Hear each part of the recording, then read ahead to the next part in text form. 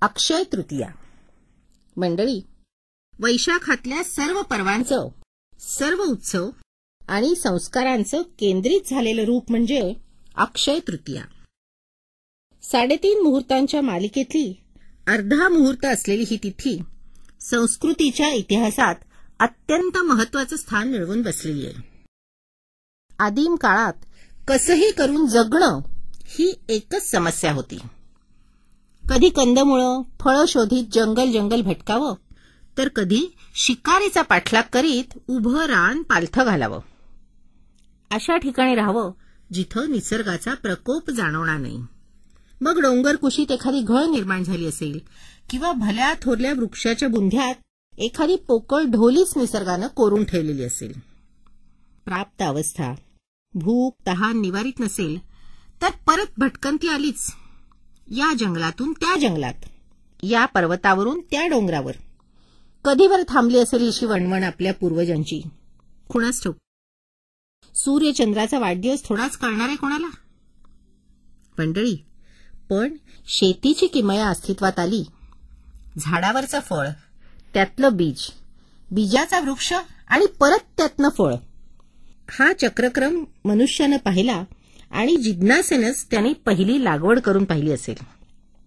त्या अवस्थेचा शेती म्हणून विकास ज्या दिवशी झाला तो दिवस होता अक्षय तृतीयेचा.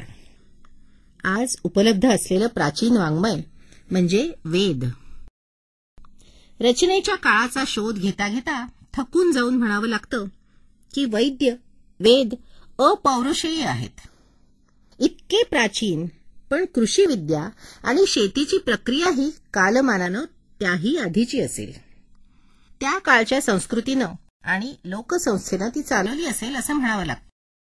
वेदांच्या ऋचांमध्ये शेतीविषयक स्पष्टच उल्लेख आहेत. यजुर्वेदानं जणू आज्ञाच करावी असं म्हटलंय की सुसस्या कृषिश कृधी, अगदी भरपूर पिकाच्या समृद्धीनं शेती कर. स मा सिंचतु कृषयः, स मा सिंचयत्व औषधी, स मा सिंचतु प्रादेशः, स मा सिंचतु या दिशाः, आशा समस्यान सिंचतु प्रजयांच धनेनच, दीर्घम आयुः कृणोते मे. म्हणजे या देशाप्रदेशातली ही उंच सखल जमीन मला प्रसन्न करो. ही सस्य श्यामल कृषी मला हिरवीगार करो.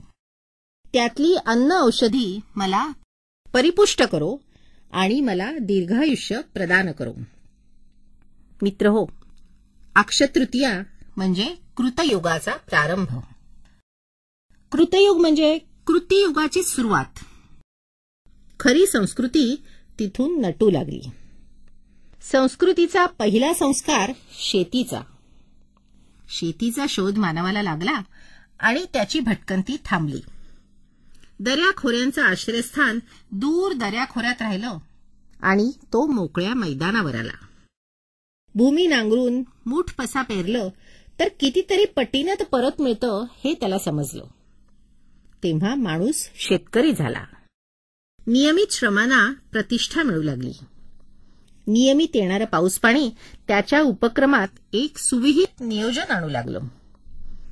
पशुपक्षी मारून मांसाहार करण्यापेक्षा त्या पशूंना शेतीसाठी वापरावं ही कल्पना त्याला सुचू लागली. त्याचं दूध त्याला अधिक रुचकर लागू लागलं.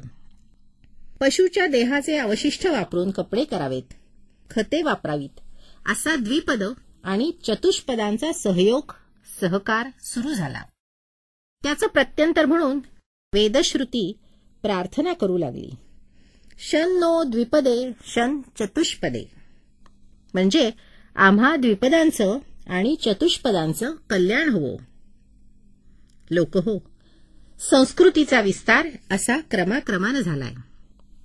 प्रारंभी जंगलं, अरण्य ओरबाडून फस्त करणारा माणूस नियमित शेती करू लागला. पशुसंवर्धन करू लागला. प्रथम लागलेली मांसाहाराची चटक यामुळे शेती जनावराबरोबर मेंढ्या, बकऱ्या, कोंबड्या पाळू लागला. त्याचा त्याला अन्न पुरवठ्यातही लाभ झाला. घोडे, गाढव, कुत्रे ही मंडळी निराळ्या मार्गाने त्याच्या विकसनशील संस्कृतीला हातभार लावू लागली. वाड्या वसू लागल्या. त्यातून खेडीपाडी आली. अखेर जेव्हा व्यापार उद्योग प्रक्रिया सुरू झाली तेव्हा त्यांच्या केंद्राच्या स्वरूपात गावाची नगरं झाली आणि नगरांची महानगरं आणि शहरं अस्तित्वात आली. संपर्क माध्यमांचा शोध लागला. चालती वाहनं निर्माण झाली. होड्या, नावा तयार झाल्या आणि ज्ञात जगात अज्ञाताचा शोध घेत मानवी संस्कृती विस्तारू लागली. मित्रांनो, हा क्रम लक्षात घेतला तर आपण आज अधिक प्रगतिशील आहोत. कालच्यापेक्षा आज अधिक सुखसुविधा आपण मिळवल्या आहेत. कालच्यापेक्षा आज आपल्या ज्ञानाच्या आणि जिज्ञासेच्या कक्षाही अधिक विस्तारित झाल्या आहेत. गुणकर्मांनी विभागलेल्या जगातली अखिल मानवजात आपल्या गुणांच्या विकासाचे नवे नवे उच्चांक प्रस्थापित करीत आहे. कालच्या विचारप्रधान वैशिष्ट्याकडून माणूस कृती प्राधान्यानं आपला रस्ता चालतोय. घरातल्या तरुण तरुणीची लग्नकार्य झाली की कालपर्यंत घडत असलेल्या व्यवस्थेत बदल हा होतोच. सगळी ठेवणच बदलते. घरातली शांतता ढवळल्यासारखी होते. हा निसर्गक्रम जसा आहे तसंच जगातल्या मानवजातीतही घडत आलेला आहे आणि पुढेही घडत राहणार आहे. त्याला काही कोणी अडवू शकणार नाही. हा वाहणारा प्रवाह कोणी रोखू शकणार नाही. पण सतत या प्रगमनशील संस्कृतीच्या आरंभाकडे वळून पाहिलं तर अक्षयतृतीयेचं महत्त्व पटतं.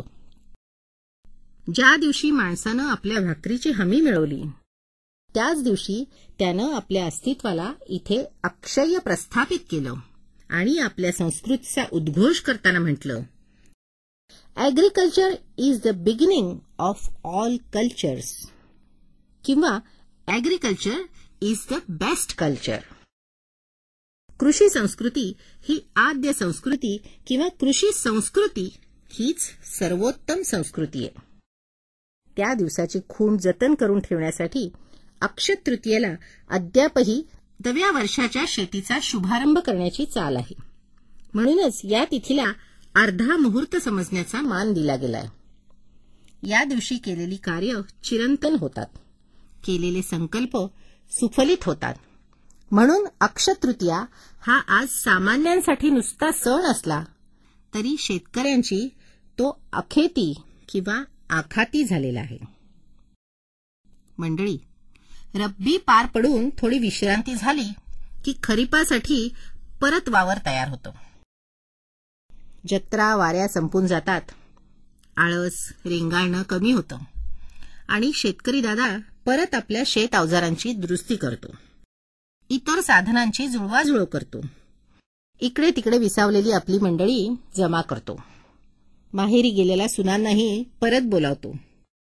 चैत्राच्या तिजेपासून माहेरी मुक्काम असणारी गौराई अखेतीला परत जाण्याची घाई करते आणि आपल्या प्रेमळांचा निरोप मागते. या सर्व गोष्टींचा भावनिक संबंध शेतीशीच नसेल का? आपल्या घरात येऊन मखरात बसणारी आणि गोडधोड खाणारी अशी चैत्रगौर असली तरीही ती वसंताच्या हिरव्या पानाफुलातून आणि सुगंधधुंद मोहरातूनच अवतरली आहे. नागरी संस्कृतीशी ती कितीही नातं सांगत असली तरी तिचं खरं स्थान शेताच्या बांधावर, मोटवणावर किंवा खळ्यावरच आहे हे विसरून कसं चालेल? शेवटी सगळ्या आचार विचारांचं क्रांती उत्क्रांतीचे ओघ परत शेतीकडेच वळतात. हा आजवरचा अनुभव आहे. मनुष्याचा आणि पर्यायानं राष्ट्राचा विकास हा त्या देशाच्या कृषी प्रधानतेवरच अवलंबून आहे हे त्रिकालाबाधित सत्य आहे. आपल्या भोवतीच्या देशांनी जी सर्वांगीण प्रगती केली आहे त्याचं रहस्य हे न सांगताही कळण्यासारखं आहे.